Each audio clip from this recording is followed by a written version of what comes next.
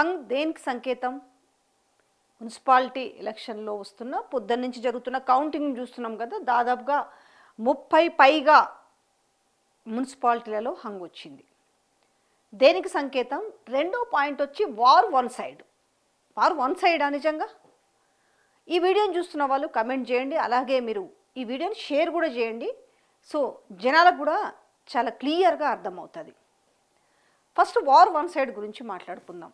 Social మీడియాలో లేకపోతే ఈరోజు మెయిన్ స్ట్రీమ్ మీడియాలో కొంత తప్పదు. ఎందుకనంటే ఇప్పుడు మనం ఆ మాత్రం ఇప్పుడు చూపించకపోతే పరిస్థితులు చాలా ఘోరంగా ఉంటాయన్న నేపథ్యంలో భయంతోటో భక్తితోటో వార్ వన్ సైడ్ అని చెప్తున్న నేపథ్యంలో అసలు వార్ వన్ సైడ్ ఎట్లా అవుతుంది?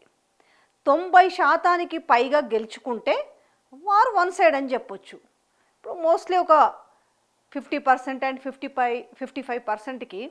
రెండోది ఇది ఒక 50% అయితే రిమైనింగ్ ఇప్పుడు బీఆర్ఎస్, బీజేపీ, ఇతరులు అన్నీ కలిపికుంటే కూడా సేమ్ అదే అవుతుంది కదా. ఇప్పుడు ఆల్మోస్ట్ 50% వ్యతిరేకత ఉన్న నేపథ్యంలో ఇంతమంది కలిసి 50% గెలుచుకున్న నేపథ్యంలో ఇది వార్ వన్ సైడ్ ఎట్లయితుంది? ఒక్కసారి గతంకి వెళ్దాం.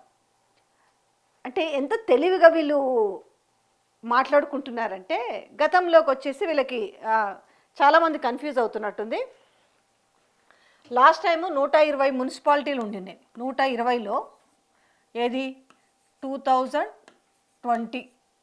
సో దీంట్లో బీఆర్ఎస్కి వచ్చేసి అప్పుడు 116 వచ్చినాయి. అంతే 116 వచ్చినాయి. సో కాంగ్రెస్కి వచ్చేసి 4. కార్పొరేషన్స్ వచ్చేసి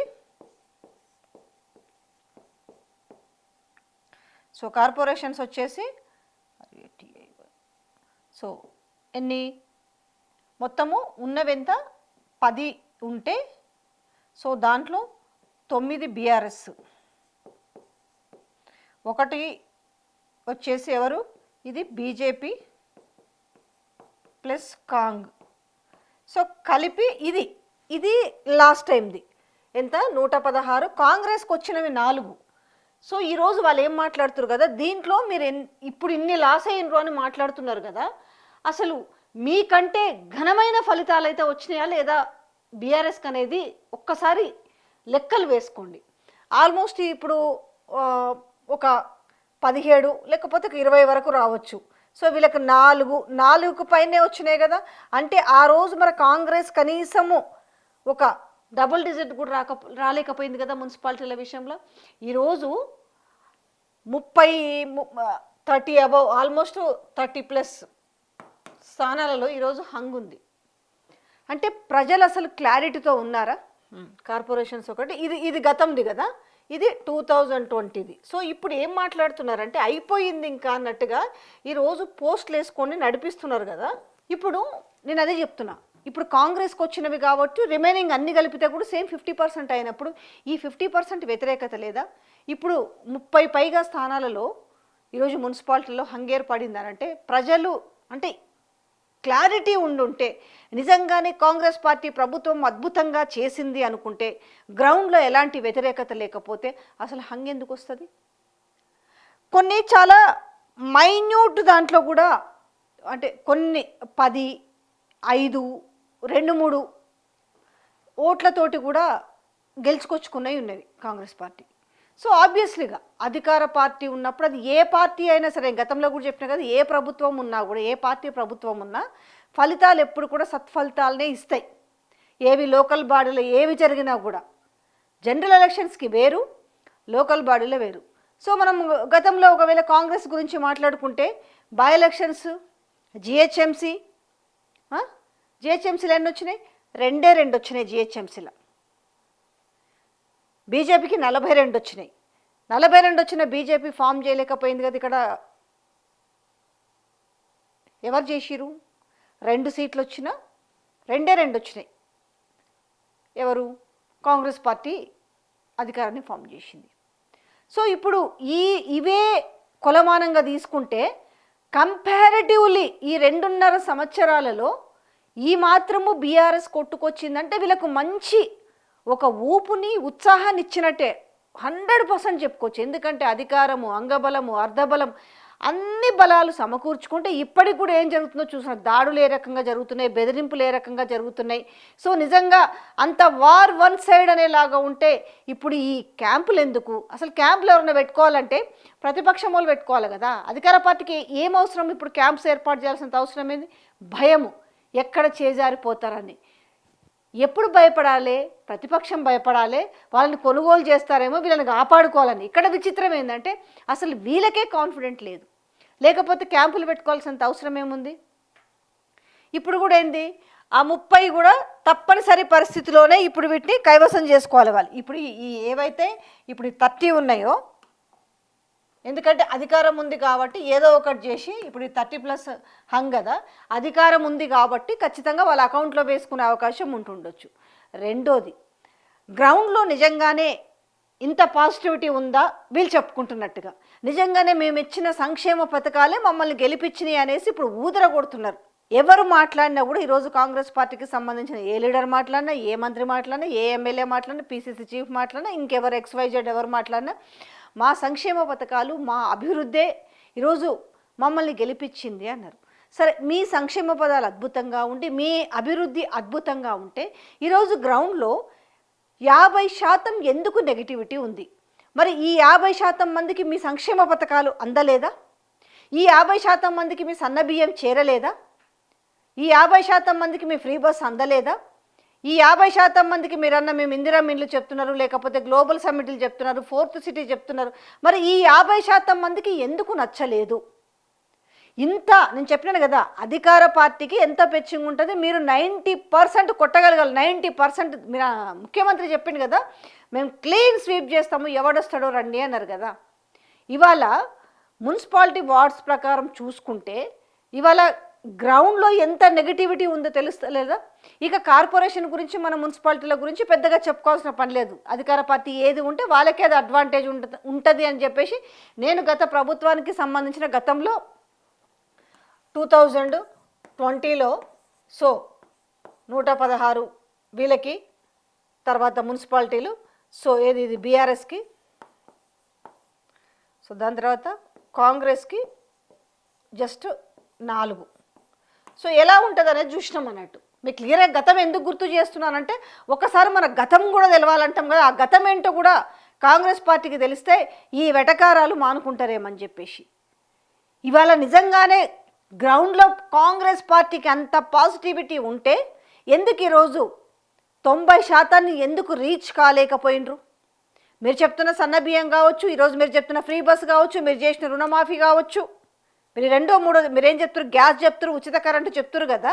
మరి ఇవన్నీ అందరికీ రీచ్ అయితే ఇవాళ మీకు కనీసం సరే 100% పక్కన పెట్టిన మీరు 90% రీచ్ అవ్వాల్సిన వాళ్ళు ఎందుకు ఈరోజు 50%కి రీచ్ అయ్యారనే దానికి ఈరోజు వాళ్ళు కూడా దానికి వాళ్ళు నెమరేసుకోవాల్సిన అవసరం ఉంది. ఈరోజు ఎవరో చెప్తున్నారు కదా, బీఆర్ఎస్ భవన్కి తాళం వేసుకోవాలనేసి. గతంలో మీరు అట్లనే గాంధీ భవన్కి తాళం వేసుకున్నారా? వరుసగా అన్ని ఎలక్షన్స్లో ఓటమి పాలు అయినరు కదా. మరి ఆ రోజు అట్లనే మీరు గాంధీ భవన్కి తాళం వేసుకున్నారా? లేకపోతే ప్రజలు మళ్ళీ మా పార్టీని జవసత్వాలు నింపుకొని ప్రజల్లోకి వెళ్ళాలనే దాంట్లో ముందుకు వెళ్ళిండ్రా? అంటే ఇంత సెన్స్ లేకుండా, ఇంత సిల్లీగా ఎట్లా మాట్లాడగలుగుతారు? కనీసం ప్రజలు వింటురు, నవ్వుతారేమన్న సోయన్ను ఉండాలి. మరి అట్లనే ఎందుకు తాళం వేసుకోలేదు? జిహెచ్ఎంసీలో 2 వచ్చినప్పుడు ఎందుకు తాళం వేసుకోలేదు? ఆ రోజు మల్కాజ్గిరి పార్లమెంటు సభ్యుడు ఎవరు? ఈయన కదా, రేవంత్ రెడ్డే కదా. మరి 2 ఎందుకు వచ్చినాయి? ఎందుకు ఆ రోజు గాంధీ భవన్కి తాళం వేసుకోలేదు? హుజూరాబాద్ ఎలక్షన్స్లో బై ఎలక్షన్లో డిపాజిట్ పోయింది, మునుగోడులో డిపాజిట్ పోయింది, ఇక మీకు చెప్పుకుంటూ పోతే ఎన్నున్నాయి, దుబ్బాకల డిపాజిట్ పోయింది. మరి ఎందుకు ఎప్పుడో గాంధీ భవన్లో కాంగ్రెస్ పార్టీ క్లోజ్ అవ్వాలి కదా తెలంగాణలో, ఎందుకు అవ్వలేదు? అవ్వకుండా ఈరోజు ఎట్లా మళ్ళీ అధికారంలోకి వచ్చారు? అందుకే రాజకీయ నాయకులన్నా, కనీసం ఆ సీనియర్ల మనం చెప్పుకుంటోళ్ళన్నా ఒంటి మీద స్పృహ ఉండి మాట్లాడాలేమో. ఈరోజు మన ఎందుకు ఇప్పుడు ఏదైతే మీరు బీఆర్ఎస్ గురించి మాట్లాడుతున్నారో అదే బీఆర్ఎస్కి ఈరోజు 700కు పైగా ఈరోజు మున్సిపల్ వాళ్ళలో గెలుచుకున్నారు. మైన్యూట్గా పోయి ఉంటే నాకు తెలిసి ఇంకొక 20-30 లేకపోతే ఒక 100 వరకు మైన్యూట్ డిఫరెన్స్తో పోయి ఉంటాయి. రెండోది, సరే ఇప్పుడున్న వ్యతిరేకతని మరి బీఆర్ఎస్ అంతగా ఓన్ చేసుకోలేకపోయిందా అనేది కూడా ఉండొచ్చు. చాలామంది అంటారు ఓన్ చేసుకోలేకపోయిందని. బట్ ఏం ఓన్ చేసుకున్నా కూడా ఖచ్చితంగా ఇంకా 2.5 సంవత్సరాలు ఉన్న నేపథ్యంలో టైం టేకింగ్ ఖచ్చితంగా పడుతుంది కదా. ఈరోజు లోకల్ బాడీలలో జరుగుతున్న వాటిని పట్టుకొని ఇవే రేపు ఫలితాలు అధికార పార్టీకి వస్తాయని గ్యారంటీ ఎవరైనా ఇవ్వగలుగుతారా? అంటే ఎగిరెగిరి పడుతున్నారు కదా, నేనే రాజు నేనే మంత్రి. ఇక ఇప్పుడు ఏందనంటే ఇట్లా ఇంకా రేపు పేపర్లలో కానీ ఊదర కొట్టడమే కదా. తాటికాయంత అక్షరాలతోటి ఎక్కుకుంటూ తొక్కుకుంటూ వచ్చినాను, నేనే రాజు నేనే మంత్రి, నా మాటే శాసనము, ఈ రకంగా ఉంటుంది. అది మీకే రేపు భస్మాసుర అస్తం అవుతుంది. ఎందుకంటే మీరు ఫస్ట్ క్లారిటీకి రండి. ఏంటంటే లోపల ఒక రకంగా భయం ఉన్నప్పటికీ బయటికి మాత్రము తప్పనిసరి పరిస్థితుల్లో మాట్లాడుతున్నారు. కానీ ఈరోజు 50% వ్యతిరేకత ఈరోజు తెలంగాణలో ఉంద 2.5 సంవత్సరాలకే, ఇది 2.5 yearsకే 50% వ్యతిరేకతను మూటగట్టుకున్నారంటే రానున్న రోజుల్లో ఏ విధంగా ఉండబోతుంది? ఇన్ని డబ్బులు పంచి కుక్కర్లు పంచి అధికార బలాన్ని వాడి అంగబలాన్ని వాడి అన్ని రకాలుగా చేస్తే కూడా వచ్చింది గ్రౌండ్లో ఇంకా 50% వ్యతిరేకత ఉందన్న విషయాన్ని మర్చిపోకుంటే, ఎందుకంటే ఇక్కడ హంగ్ కనిపిస్తుందో చెప్పొచ్చు. క్లారిటీ ఉంటే ప్రజలు ఆబ్వియస్గా మీకు పడేవి కదా. హంగ్ అనే మాట ఎందుకు వస్తుంది అసలు? నిజంగానే ఇన్ని లాభాలు కనుక పొంది ఇంత అభివృద్ధి తెలంగాణలో ఉంటే నేను పదే ఇంకా సంక్షేమ పథకాల గురించి మళ్ళీ చెప్పాల్సిన పని లేదు కదా. అయితే ఇక్కడ ఈ 50% మంది కూడా ఈరోజు ఆమోదం పొందిరు కదా, ఆమోదించారు ఈరోజు వాళ్ళకి. కానీ రేపు మళ్ళీ మీరు క్వశ్చన్ చేయడానికి లేదు. ఎందుకనంటే మా సంక్షేమ పథకాలు మా పాలన నచ్చింది కాబట్టి వాళ్ళు 50% మాకు వేసిరు అని చెప్తారు. 50% కాదు, వాళ్ళు 100% అనుకుంటున్నారు, దాన్ని డబల్ చేసుకుంటారు. అంటే ప్రజలే ఆలోచించుకోవాలి. రేపు ఇప్పుడు రైతు భరోసా కావచ్చు, ఇంకొక విషయం కూడా చెప్తా. లాస్ట్ 1 yearలో మీకు ఈ మహాలక్ష్మి పథకం కింద ఉన్న 2,500 రూపాయలు కూడా మీకు ఆ ఇయర్ నుంచి మొదలు పెడతారు. ఎందుకంటే వీళ్ళకు లాస్ట్లో కూడా ఏ రకంగా తొండి చేయాలి, ఏ రకంగా ప్రజల గొంతుల్ని తడిగుడ్డలతో గొంతులు కోయాలనే రకానికి వీళ్ళు ఇప్పటి నుంచే ప్రిపేర్ అయి ఉన్నారు. కాబట్టి 50% మంది ఇంకా అంటే ఉంటారు కదా జనరల్గా, ఇంకా వీళ్ళది 2.5 సంవత్సరాల పాలన ఉంది కాబట్టి ఇంకా ఏదో జరుగుతుందేమనుకుంటారు. కానీ జనరల్ ఎలక్షన్లో ఉన్న మైండ్ ఈ బిట్వీన్ పీరియడ్లో అయ్యే ఎలక్షన్స్కి అసలు సంబంధం ఉండదనే విషయాన్ని కాస్త కాంగ్రెస్ ప్రబుద్ధులు ఆలోచించుకుంటే ఒక క్లారిటీ దొరుకుతుంది.